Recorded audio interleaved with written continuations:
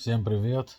Вот, хотел поговорить еще о странах, которые на стороне зла, э, которые в принципе действуются религиозными идеями, что в принципе означает, что их элита не всегда только политическая, но и духовная, и используют религию в своих интересах. Вот. Но так как просто уж очень руки чешутся поговорить о э, стороне добра, так сказать, так оставлю это на потом, эту тему. И давайте все-таки начнем говорить о стороне так называемого добра. Ну, это разобьется на три части. Э, Первая часть разберет такие страны, как Канада, Австралия, Новая Зеландия, что они из себя представляют и о чем они говорят. Потом мы поговорим про Европу. И последний ролик будет, конечно же, о самой ярой представителе со стороны добра Америки. Ну, давайте начнем. Как говорится, вот поговорим про Канаду, Австралию, Новую Зеландию. Все они являются демократическими, рьяно борются за права людей во всем мире, кроме своих собственных стран. Как это показал конвой свободы во всех трех странах. Как бы наш премьер-министр, например, канадский, очень много выступает за защиту фермеров в Индии, что надо с ними общаться, разговаривать, когда они начали блокировать дороги в Нью-Дели и вышли на протесты, что Индия обязана с ними разговаривать красиво, уважать их, и что Канада всегда будет их поддерживать, и как и поддерживать право любого протестующего. Тоже говорили в Австралии, тоже говорили в Новой Зеландии, теперь в Канаде, как вы знаете, уже я освещал, просто замочили людей.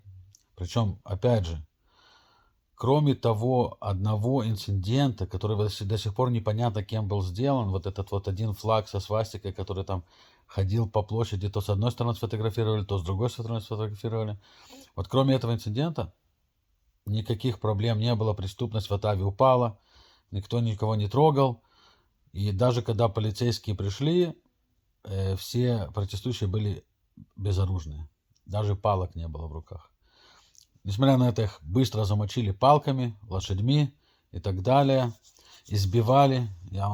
Есть ролики, есть видео доказательства. Ну, короче, все как подобает настоящей демократической стране, которой Канада себя заявляет. Есть еще один аспект в Канаде, который говорит о том, что они помогали Америке в странах типа Ирака, Афганистана и так далее. Но это мы разберем больше, когда уже поговорим об Америке, потому что они действительно как раз главные представители, так сказать, добра в этом. Вот. Но вернемся к Канаде. Канада вот с 2014 года у нас, с 2015 года, извиняюсь, у нас премьер-министр Труда, который заявляет, как он сильно обожает китайский режим, базовую диктатуру, так сказать. Я ставил ролик об этом. Вот. Он, например, считает, что он демократ, но он очень любит базовую диктатуру. И это то, что он пытается делать в Канаде. Все, что он делает в последнее время, только к этому и ведет, к полному обращению Канады в диктатуру под зонтом демократии. У него, конечно же, есть заместитель, у которой дедушки был соподвижник нацистов во время Второй мировой войны. Газету редактировал, уговаривал украинцев вступить в ряды дивизии СС специальной украинской и так далее, которая, когда ее спросили по этому поводу, просто соврала и сказала, что это все брехня и что это российская пропаганда придумала, потому что она выступает против России. Ну, есть доказательства, есть ролик про это тоже. Так же, как есть ролик про то, как Канада тренировала неонацистский батальон Азов в Украине. Все это есть. Вот это Канада, да, вот это вот демократия, это добро, которое за нас будет бороться в мире, да, за то, чтобы нам лучше жилось. Австралия, у которой до конвоя свободы был сначала протест в Мельбурне, протест строителей, после того, как там на очень долгое время закрыли все, сделали полное закрытие, ничего не работало, никто не работал.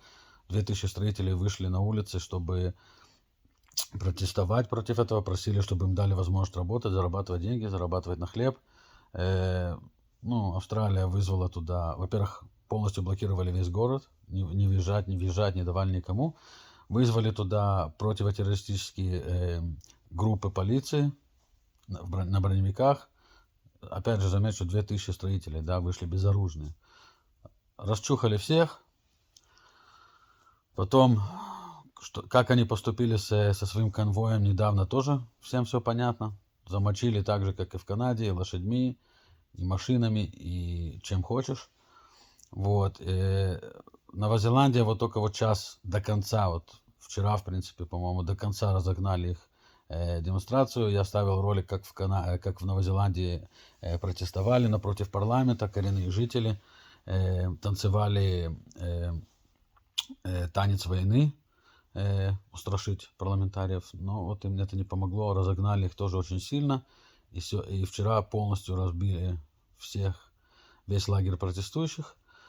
Вот эти вот три страны, которые всегда помогают Европе и Америке, так сказать, творить добро и защищают права людей, защищают демократию, защищают свободу человека, свободу выбора у человека, да, вот они, когда у них в каждой стране пошли свои демонстрации, свои конвои, они со всеми расправились очень жестоко.